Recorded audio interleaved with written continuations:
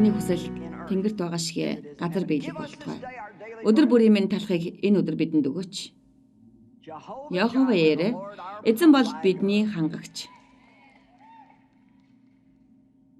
Юу гэхээр Израильчуудаа өгдөж байсан маннагийн талаар түүхийг харвал манна өдөрт буухта тухайн өдөрт л хүрэлцгүйс хэмжээгээр буудаг байсан. Тэгэхээр тухайн өдөртөө, тухайн мөчид, тухайн өдөртөө л бурханд итгэлтэй байхыг өдрөөс өдөрт бурханд итгэлтэй байхыг суралцаасаа гэж бурхан хүсдэг. Битгий санаа зов, маргаашийн төлөө битгий санаа зов, маргааштай санаа тавих болно. Бурхан бол хангагч. Хэрв тэд тухайн өдрийн хэрэгцээнээс илүү цуглуулах юм бол муудаж өмхирдэг байсан. Бидний хэрэгцээ маш их. Бурхан тэдгээрийг хангах болно. Бидний хамгийн их сүлдэж тамирддаг нэг хэрэгцээ бол хүч чадал, сүнслэг хүч чадал юм.